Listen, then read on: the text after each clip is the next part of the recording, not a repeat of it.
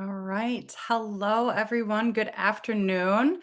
On behalf of SkillUp, welcome and thank you for taking the time to listen into this important conversation today. There are so many technological advancements today, and yes, that also includes AI. Um, the need for human-centered support and coaching has become more important than ever. So for many job seekers, especially folks who are skilled through alternative routes, who we refer to as stars, AI tools alone aren't enough. So people they need to feel seen, heard, supported in those moments of doubt in order to keep or build their confidence. And so, without further ado, I am very excited to welcome today's conversationalist to dig deeper into why human-centered AI, human-centered coaching still matters in the age of AI. So, thrilled to have Jabali Sawiki, who is a Compass Director at NXU, Jamie Alexis Fowler, Executive Director at Empower Work, Kyle Johan Baker, Career and Academic Coach at SkillUp Coalition and the Ben Hudnall Memorial Trust. And today we have Elisa Salas leading the conversation, who is a Senior Vice President of Strategy and Operations at SkillUp Coalition. So, Elisa, the floor is yours. Welcome, everybody. Thanks, Faye. So as Faye mentioned, AI is advancing fast and reshaping how people find and navigate careers. But we know that human connection still matters. And so our esteemed panel today is really gathered to kind of wrestle with the questions and tensions around how might we scale the best of what is human? How might we be able to support um, stars in particular as they navigate through their next steps? And fundamentally, how might we leverage AI to accelerate outcomes? And so we will be getting into both the opportunities and the challenges that AI might offer us. And so without further ado, let's go ahead and dive in. So my first question is actually for Jabali. So people want to have purpose and meaning in their careers. We know that it's critical for motivation and satisfaction. NXU's focus is helping youth in particular find their motivation and what drives them via 90-minute workshops. How does this approach help young adults stars uncover their intrinsic motivation? And perhaps more importantly, why is it important to do this human to human versus AI powered? Elisa, thank you for that question. Thank you for the invitation to be here. All the folks that tuned in, grateful for all the work that you do. To begin, let me just offer some quick context about NXU. We partner with schools and youth organizations through a model focused on, as Elisa just mentioned, purpose, durable skills, and well-being. The goal to ensure students are purpose-driven and college and career ready. Our theory of change is for students to be college and career ready. They need to explore and understand their purpose. To actualize their purpose journey, they need a range of durable skills. And for them to thrive in any learning or work experience, they need a foundational level of emotional well-being. So for schools, we've developed a robust curriculum and assessment system. We also work with organizations that function outside of traditional schools, which led us to our exciting partnership with SkillUp, where over the course of the upcoming year, we're going to be offering a number of one of our most effective experiences, our 90-minute purpose workshops, again, designed to help individuals explore and articulate their sense of purpose. What we found related to purpose is that it's critical and uniquely energizing and activating for stars as they navigate their career process. And I think this is for a couple of important reasons. The first, obviously, is purpose provides direction and clarity, helping them identify and focus on roles that are going to align with their values, strengths, and passion. The second, again, as Elisa just mentioned, it builds confidence and motivation. Because if these individuals can articulate why they're pursuing a path, they approach every part of that process, the interviews, the applications, the networking, with more authenticity and self-assurance. And third, just as important, it strengthens resilience. And we all know the job search process is full of rejection and setbacks. Sad for us, it becomes grimmer and grimmer every day. And purpose provides a North Star that they can return to help them remain persistent. Lastly, and probably most transformational, is purpose helps stars reframe their lived experience. So instead of seeing themselves through a deficit mindset, right, through a lens of what they may lack, a degree, a network, social capital, they start viewing their lived experiences as assets connected to a larger mission. So purpose as a construct in and of itself is valuable, but so are the fact that these workshops, like the vast majority of the work that we do at NXU, involves working intimately in community with other people, right? A human facilitator or coach, if you will, and a group of human peers, because purpose development work requires vulnerability, right? We're sharing our regrets, our dreams, sharing what makes us come alive. And it's that relational nature of this transference from one human being to another that creates trust, presence, empathy, allowing individuals to feel seen and safe, to be willing to open up, right? And so the presence of other human beings, that allows for a reflection back to them, confirming their sense of matter. I'll pause there, Lisa. Thanks, Jabali. I so appreciate kind of the highlight around how purpose facilitates resilience. I think oftentimes we think that the career navigation process is in itself just one or two transactions, but in fact, it is a journey. I also appreciate the call out on community and particularly as the reflection of lived experience, I think is super critical. So thank you for sharing. Jamie, Alexis. I was just going to add in, Jabali, I really appreciated that focus on the human piece of it, and our team talks about it in a couple of different ways. I think one of the elements that's particularly unique for humans, or there are kind of like three aspects of coaching, and we talk about is like when you're connecting with someone else, there's cognitive empathy, which is like understanding another person's state, affective empathy, which is feeling with one another, and motivational empathy, which is feeling concern for someone else or a willingness to invest in improving their well-being. And what we find with AI is that AI right now can only do one of those. And so when we think about the difference between that connective piece, Jabali, that you were talking about in terms of really understanding and building that connectivity, humans still have three of those pieces that AI only has one of. And so there can be elements that work in AI, but right now, holistically, especially for folks who are navigating some of the complexities that we see with stars, having a one leg of a three-legged stool doesn't work. Thank you, Jamie, Alexis. Yeah, and I think that there's such power, especially in that word around vulnerability, because I think that AI allows a lot of folks to be more vulnerable than what they may feel comfortable with other people. But I think that's where especially AI allows us to get this kickstart. It's this initial step towards where we are going. AI can be great to give us that motivation. And then it's where we're having that human connection aspect that we can see that growth really expand on. Great. Thanks, Kyle. I'm going to transition us over to Jamie, Alexis. And so Empower Work is a confidential text message based coaching platform. So confidential in part, I would offer to be able to create that vulnerability.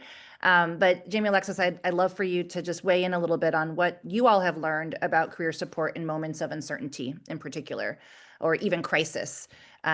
What does that tell us about the importance of human empathy in career navigation? Absolutely. Well, thanks so much for that overview. And again, just kind of to set the context, Empower Work is a national organization that provides immediate and confidential support at someone's fingertips. So anyone can connect in over text or web chat and talk with a real live person, a trained peer counselor who has deep coaching skills and can really connect and kind of have that shared experience with someone, but really meeting them where they are. So if they're on a bus or in a break room, or they've left a training session and they don't know when their next conversation is connective with their community or their coach, they can connect in and talk with someone at that moment of vulnerability. And we really bridge that gap, I think, between what's best of what's human and what's best from a technological standpoint. So we use technology to facilitate growth and connectivity, but really honing in on what's uniquely human. And it's confidential. You don't always know who you're talking to. That helps build that trust, but you see this incredibly deep and rich connectivity that happens. So we provide support to folks who use the SkillUp platform. And on average, we see people have about a 97-minute conversation where people go deep pretty quickly around what's really happening for them. And we see really incredible both all kinds of transformations in terms of navigating a challenge that they're facing. But one of the most important elements that we see is that after a conversation, 97% of people who come to us through SkillUp report improved well-being, mental health well-being, so that they've gained confidence, they've gained agency, they are less stressed, and they feel more prepared. And that cognitive state, that emotional state, is really important then when you're thinking about what are the tactical next steps that you might have to be thinking through, whether it's how am I developing my social capital skills, or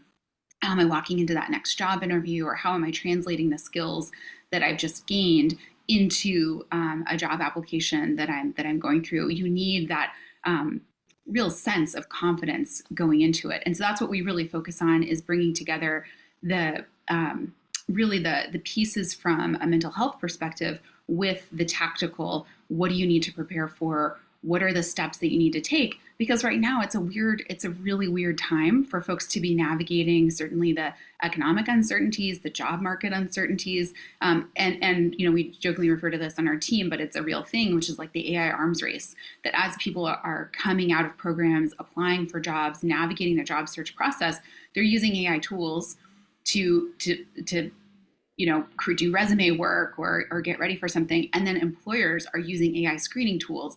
And you're seeing this sort of ratcheting up on both sides, which means that increasingly those human skills and that human connectivity is even more important. And we can have a whole other conversation about that. But I think that that's a time when you've been ghosted by hundreds, maybe thousands of job applications, that you really need to talk to a real person who can understand and relate to the situation that you're going through and say, I hear you, and really and feel seen in that, and walk through, how do you get past those AI barriers that are meant to make things more efficient and connective, but currently working in the opposite direction.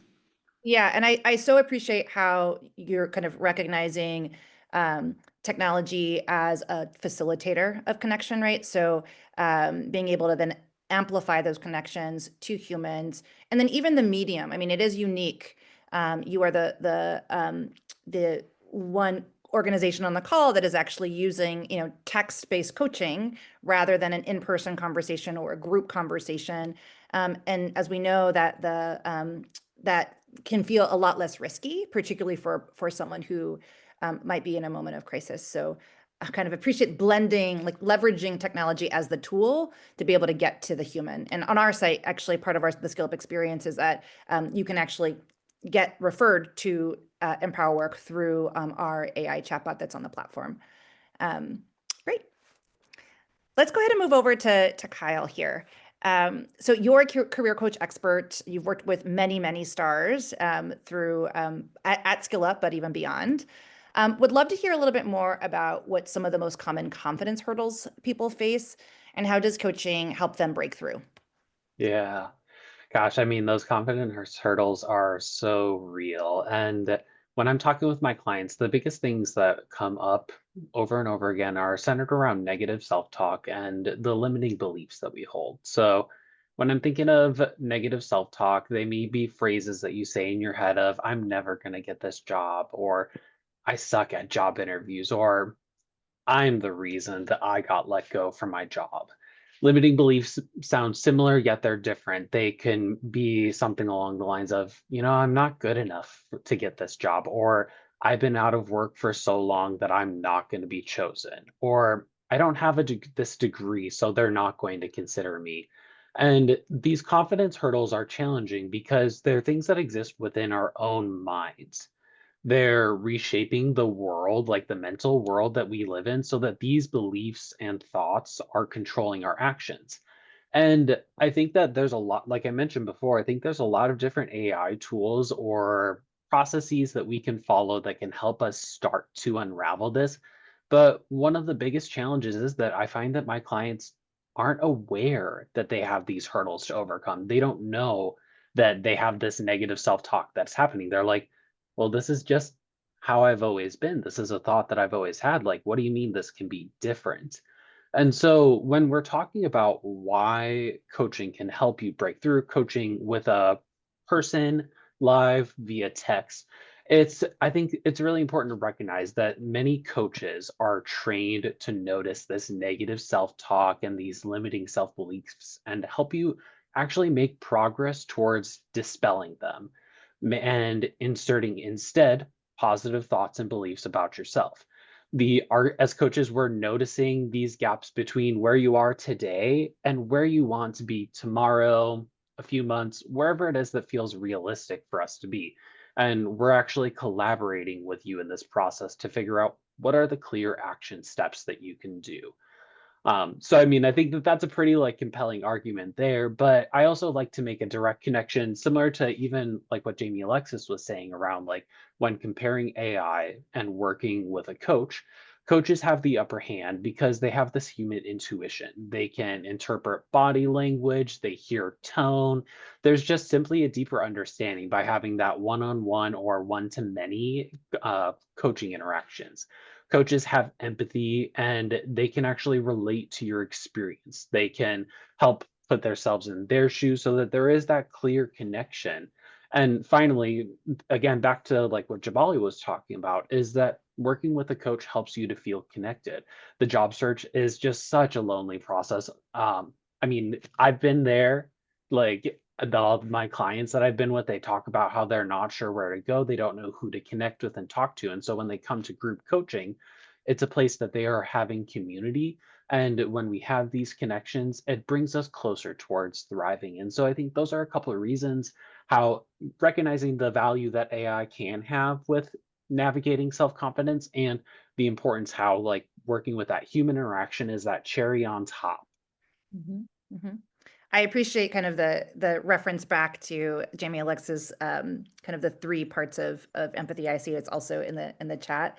It sounds like kind of the affective empathy is the place where you're able to kind of mirror through the lived experience as a human through a coach, that AI doesn't quite have the ability to yet. So appreciate that reference back. Yeah. And if I could jump in here, Sure. Kyle, a lot of what you said resonates. We're seeing similar hurdles. I think how we frame the most common ones we see: imposter syndrome, them feeling unqualified, even when they're perfectly capable. There's that sense of fear of rejection, right? There's often a difficulty articulating their strengths. They often undervalue their lived and work experiences because they don't, quote unquote, sound like traditional resumes. And then, of course, navigating setbacks without a strong support system, just a single no can feel like proof and evidence that they don't belong. And they often have these skills, but they're just like all of us, inundated with societal messages that without a 4-year degree, they're somehow less than. And that's where the negative self-talk that you talked about, that doubt starts to creep in. And additionally, without access to professional networks and mentors, without feedback, encouragement, or role models, that self-doubt can just grow and metastasize. And to your point, Kyle, coaches are critical here, helping them break through all of that stuff. And foundationally, we haven't talked about the spaces yet, but coaches are creating a space, non-judgmental spaces where these individuals can feel seen and heard. And that's essential for rebuilding confidence. And again, one of the most potent powers I think human coaches have is that ability to reframe experiences, turning I don't have a degree into I have resilience, problem solving, real world skills. And just a quick anecdote: we work with high school students, so this is a bit younger than perhaps some of the folks we're talking about. But I think from this story, we can extrapolate the power of reframing. Was working with a student at a school in Chicago, a high school student, and it was a boot camp. So it was a 5-day version of our 90-minute workshop with high school students. And there was one student who walked in and she said, the first day, you're not going to enjoy having me here because I'm disruptive. And what happened to this student was her teachers had labeled her disruptive, problematic, recalcitrant, combative, and she both internally and externally was playing out in her behaviors those labels, and she was actually using the vocabulary and the nomenclature that they assigned to her. Through our boot camp, we do some exercises on strength finding. And we did an exercise where at the end, she identifies 5 strengths that she have. 2 of them, one was commander and the other was catalyst. So just completely flipping the language and the framework and the paradigm with which she saw herself. And after that, she was literally walking around saying, I'm not disruptive, I'm a commander. And commander was speaking to her ability to vocalize her opinion, her ability to lead. And she was walking around that room with the social capital equivalent of a Birkin bag because she had been given a way to reframe herself that was generative and was going to allow her to engage in the world with more confidence and agency. And so again, what we're doing, what coaches are doing, is we're helping these individuals name their own value.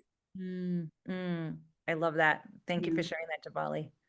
And I was going to say, I think one of my concerns about AI and where AI is right now, and I think we've read, we're all familiar with some of the headlines, is that right now AI is often structured to be almost like it's in your camp, right? It's not going to push that lens. It's also not going to understand things that are not being said. And one of the powerful pieces that we see in being a text-based platform is someone's writing out in their conversation with their peer counselor. They're writing and putting things into written word that they may not have otherwise done. But in that, there are things that go unsaid too. And so when you're using a technology just to analyze the data that's there, what's not there? What's someone, what's behind the scenes? And I think this is where the human piece of it comes in, where we will have a peer counselor ask someone a question about something that they feel like is not represented in what they're sharing. And they might be right, they might be wrong, but in that conversation about what might have been unspoken, there can be a real richness that I don't think at this point you see AI tools really leaning towards. Like if someone's sharing, I think with certain, if they're talking with like ChatGPT, for example, and they're sharing something that they're concerned about, they might just get it like, oh no, you can do it. Like you're fine, right? They're not going to have that exploration of what is that limiting belief, or what are the experiences that I've gone through in life that are bringing in a certain lens to my current experience and shaping the way that I'm taking in information in this current moment. We might get there at some point, but I think right now we're not quite there. And I don't know. Too, I guess the other piece I'll add in is like a lot of the folks that we connect with have experienced some degree of challenge or harm related to technology. And we saw this certainly during COVID, where people were getting all these different AI chatbots around filing for unemployment, for example. And the frustration of like, I just want to talk to a real human. I just want someone to understand the challenge that I'm going through. And so in a world where there are increasingly more and more tech tools, there ends up being, I think, a real differentiator to what's human. And there are folks who believe that like, oh, we're all going to have our own agents. Our agents are going to be helping us find jobs and skill and like do all this. And I think that's true, but there's always going to be room for someone who can see us and value what we're bringing and have that connectivity that technology is not going to have. Jamie, Alexis, I so appreciate the reminder of how so much of coaching lives actually in what's unsaid, and the relationship between what is knowing what is unsaid is uniquely human, right? Because that comes from lived experience and the ability to feel. And so to your point, AI is not quite there yet. We're not sure that it ever will be there. That might be something that is uniquely and forever human, but appreciate the place of really, and also holding and exploring the unsaid, right? All right, so we are going to actually transition over to a couple group questions. And so, we've in the first kind of part of our conversation, we've made the case for coaching, lots of agreement. We actually want to push the conversation a little bit about kind of what are some of the limits of these models and how might we be able to leverage AI to support and accelerate some of the great work that you all are doing. And so, at SkillUp, we also have been experimenting on a lot of fronts with AI, from kind of recommendation engines in the chatbot experience to allowing for prompts to come up at key moments within the experience, all the way down to kind of making our curation processes on the back end, things that users actually never experience themselves, but the types of knowledge and content that is actually curated on the site. And so, we are very much also in exploration. So I'm not quite sure that there's actually answers to these questions, but would really invite lots of conversation. So to the group, we know that there's high engagement and strong emotional outcomes from these various models of coaching, but would love to hear a little bit more about the limits of scaling these models. How do you maintain quality and depth of connection while trying to serve as many people as possible? And so we'll start with whomever feels most moved. I'm happy to jump in because we do use technology to facilitate that scale. I mean, I think from our perspective, I don't know, I guess I have this question of like, do humans need to scale? I don't know. I feel like what's really important about what's human is that it is deeply connective.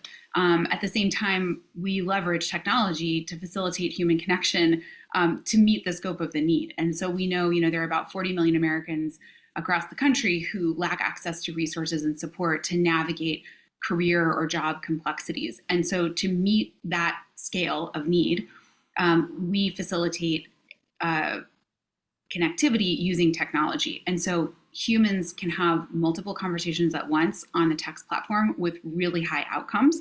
In part, that's because in a text-based platform, some people have pauses, right? You're like texting something and like while that person's texting their next thought, like they can be engaging with someone else at the same time. So it's almost like group coaching, but one-on-one. And we use AI in the back end. We use AI to help lower the cognitive load for peer counselors. All of the peer counselors have gone through incredible training, but they're not experts in everything, as and no coach is. They are experts in coaching. They're experts in asking deep, powerful questions. They're experts in helping someone move forward. They're not experts in benefits navigation, which come up, right? Someone comes in with very high emotional load because they've just lost their job. They're not sure how to apply for benefits. They're worried about paying for bills, their bills at the end of the month for their family. So being able to defray and pull down some of that emotional height by using AI for resources database, for recommending resources and things like that, so that the volunteer can stay deeply focused on the human pieces without having to worry about, oh, what's that resource again that's available here? I can't remember, or I have to look in the resources database to find it. We also use technology to help if someone's stuck. So we've deployed an AI tool for volunteers. So if they're, let's say, newer to coaching or they're in a particularly tough conversation, they can ask the AI tool for a prompt or for a recommendation. But they always have human capacity to look at that and make a decision like, that's not really where we are in the conversation, or actually, gosh, that made me think about 3 other things that I hadn't asked. And that actually builds their coaching skills. It's very rare that we have opportunities to build our own coaching skill sets. And so we see an opportunity to leverage technology both to meet the need of the challenge, but also to improve skill development and provide feedback in the back end and use it as a reflective tool. We're about to launch a tool where volunteers can get feedback on their conversations. And it's not a mechanism to have AI evaluate their conversation. It's a mechanism to reflect what AI is good at, which is like looking at trends or looking at data, and then having the volunteer be able to reflect on that and say, was I leaning a little bit too much in this direction in the conversation? Oh, you know what? Maybe that's something I'm doing more regularly, and I actually want to bring in this other coaching skill set that I want to leverage a little bit more in a different way. And we don't often have that. So we use that technology to facilitate skill development, to reduce cognitive load, and to really facilitate meeting the scale of the need. And it might shift over time, but all of those decisions were based in listening to the community, listening to the folks that we serve who are like, I don't want to talk to an AI chatbot, and listening to volunteers who are like, these are things that could be really helpful for me.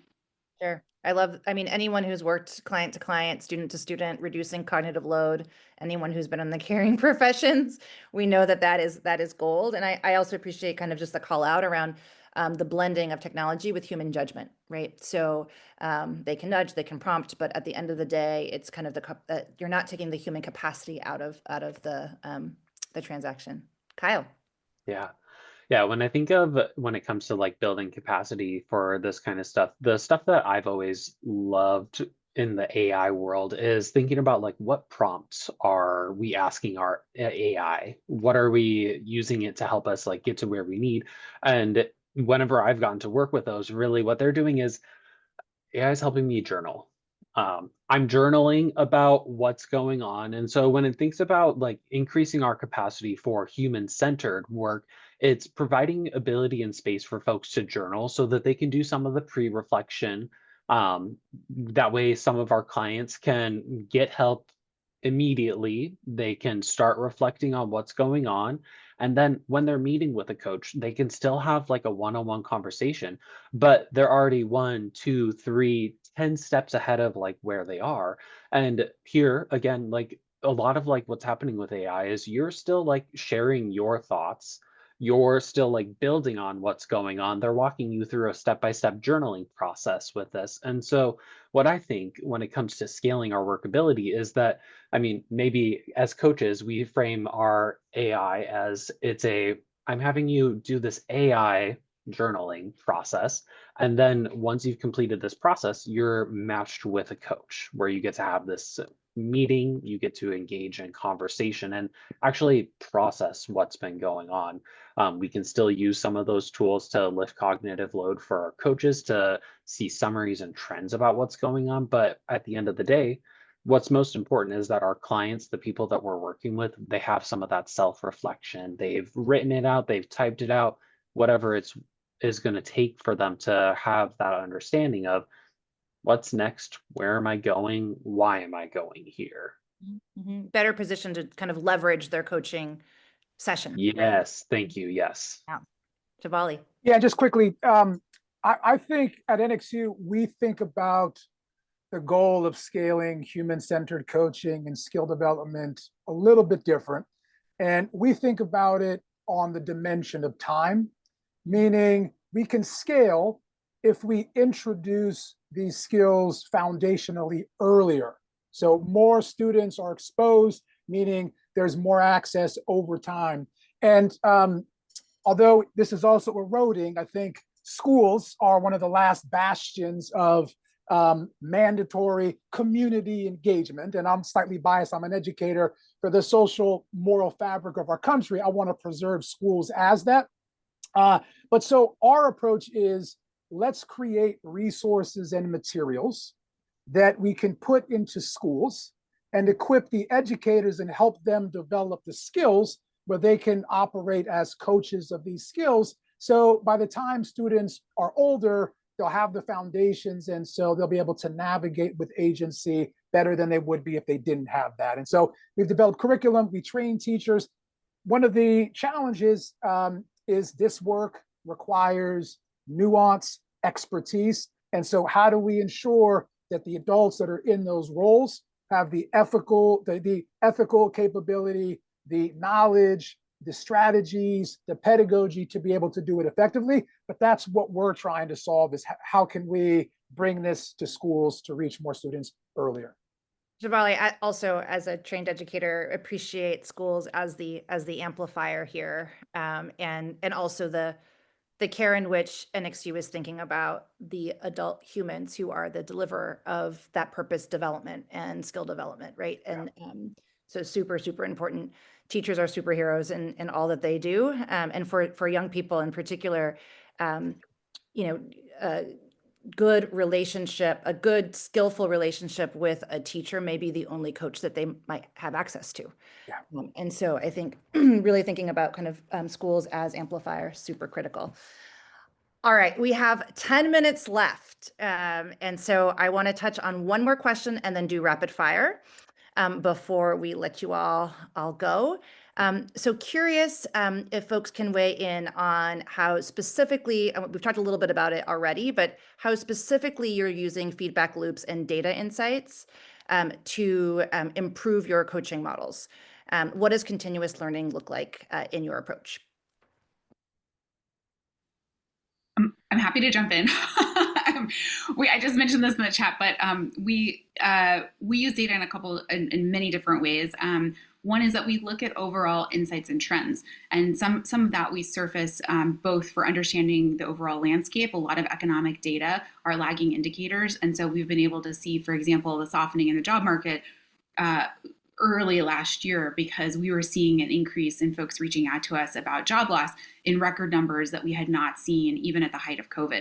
And so we raised that with journalists and they were like, oh, but the unemployment numbers are really low. We're like, yes, but this is what we're seeing with folks right now, folks who are working 2 to 3 jobs, who are not fully employed, who are not getting captured in this overall economic data. It's taking them longer to get jobs. It's taking them, once they do get jobs, they're not getting paid at the rates that they want to be paid. Anyway, we look at that from a data perspective to understand what's happening in people's lives.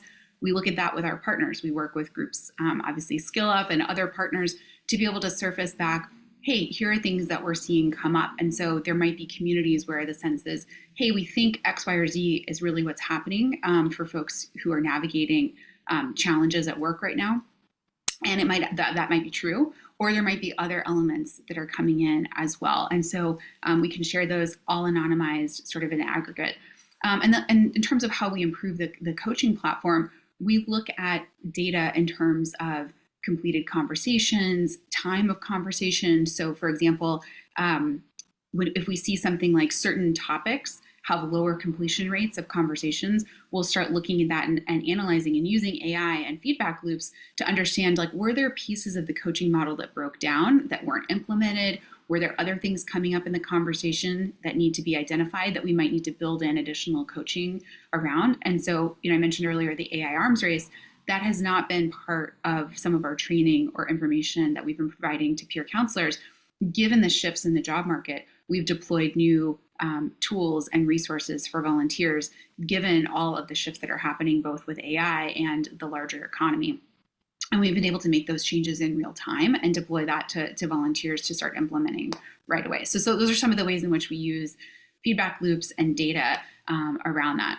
Oh, and completed conversation means we look at conversations, we measure them based off, a lot of people start a conversation, but they might get pulled away. Like, they start a conversation, then their manager walks by and like they don't start. If they don't fully start the conversation, like they start talking with the peer counselor, we call that an incomplete conversation. If they make it all the way through to what we call like a thoughtful closeout, and that's someone saying like, oh my gosh, I got what I needed, or thank you so much, we really base the coaching session on what someone needs. And so it's up to them to say to the peer counselor, oh my gosh, like, this is awesome, I've got what I need, or I'm all set. And so that for us is a completed conversation when someone indicates, I've met my goal for this coaching conversation. And we see right now about 87% of all of our conversations are completed conversations. And for us, that's a measure of both quality and, did someone achieve the outcomes that they wanted to come in and achieve? And, again, through data, we can look at like, oh, you know what? For like these types of conversations, we're actually seeing 82% completed. What's going on, that we might need to shift? Or like, oh my gosh, this topic over here, we're seeing 97%. Like, well, that's awesome. What are the aspects that are happening in that topic, or that sort of thing that we need to lean into more and surface with our volunteers? I'll jump in here. Love all that, Jamie. We with our work with schools, we developed a robust assessment system for all implementation that tracks measurable outcomes and progress on a number of developmental constructs that are critical to the type of work we're talking about. But I also want to touch on another thing we do that I'm finding is more and more relevant, particularly as folks are building more AI tools. We've developed a youth advisory council, which, to differentiate us kind of before AI, we wanted to ensure that what we were building was influenced by the voices and the needs of those that we were attempting to serve.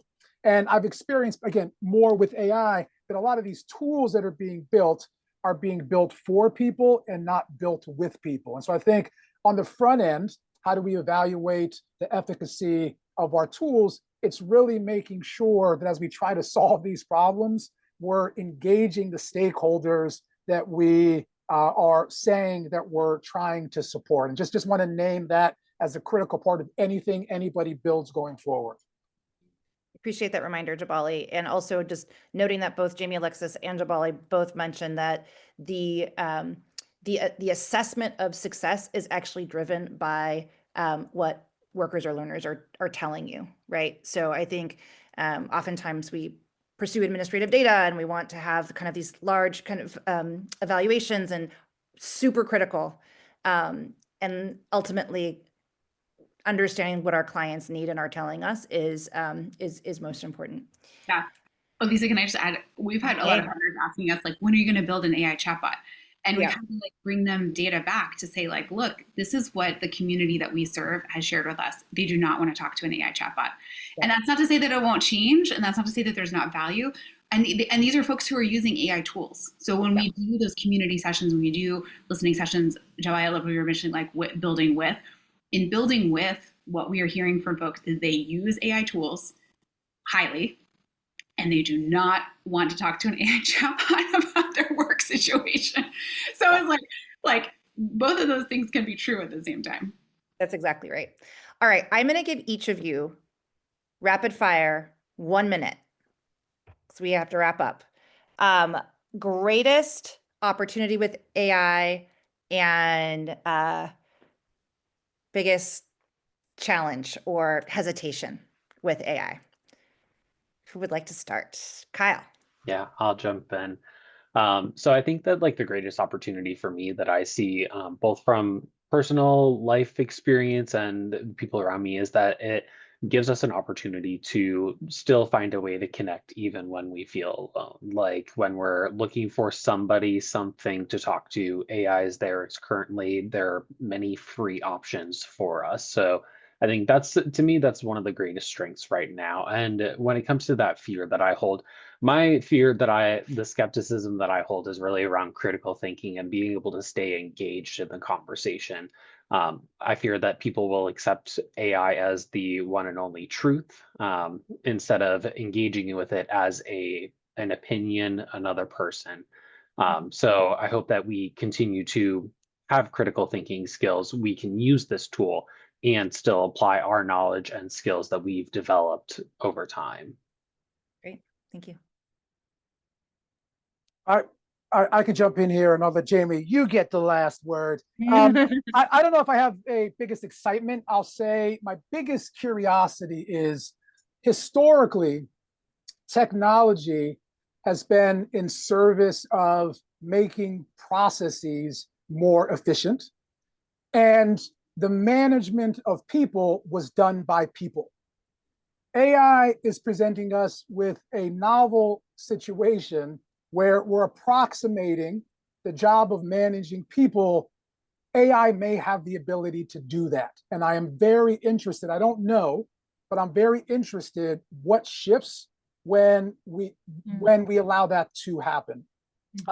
Biggest fear, and I'd be remiss if I didn't say this, and I promised myself if I'm in a conversation talking about AI, my biggest fear is at a much higher level, just the existential threat to humanity. And I may sound like an alarmist. I think more of us should really be ringing the alarm and get out of the silos of thinking about AI's impact on the fields in which we are operating, but play it out. And what happens if the technology continues to develop, even if it's not exponentially as fast as it's been? Play it out. What happens to all of us, to all of our systems, to all of our connections, if AI reaches a level that I think many scientists are suggesting is possible? To me, that's terrifying. And I just want to make sure all of us are willing to engage in that level of existential fear, because I think we're the ones who are going to determine if those are the outcomes. So, thank you, Jabali. Yeah. Thank you. Yeah. I think building on that, I would say between the fear that Jabali surfaced, sort of the end game, I have a real fear about where we are in this current moment. We know that whether or not we are definitively in a recession or we're on the edge of a recession, we are in an economic downturn. And my biggest concern right now is that with all of the AI shifts that are happening, companies are more likely to turn to AI tools before people might be ready to implement those tools, or there are going to be shifts in the larger system, and there's not a holistic response. There's not looking across organizationally from a government perspective, what are the impacts that are happening and how do those particularly play out in this economic moment, and how do we have a coordinated response around that. And so similarly, that's kind of, I think in that sort of intermediary term, I'm concerned about the next 2 to 3 years. A lot of AI shifts with economic downturn. What does that mean for skill development? What does that mean for job placement? What does that mean for opportunity? And what does that mean for thinking about ensuring people can thrive going forward if there's not a coordinated and unified response around things? My hope is that, if we do go through something that's a bit of an economic or negative shock, that it will create an opportunity to think about what can we positively build with it. What are the ways in which we can use AI to reduce cognitive overhead, to leverage technology in ways that put human where it's best situated? And I would argue that's in roles of coaching, management, creativity, and so forth. But where is human the most uniquely added value? And I'm hopeful that if we go through something really, really hard around the transition of AI at this economic moment, we might have more creative thinking about the positive build that can come out of it. I welcome that conversation. So if others feel more optimistic on it, follow up with me afterwards. But that's a big piece of what we're thinking about holistically is what do we build going forward that leverages the best of both humans and AI.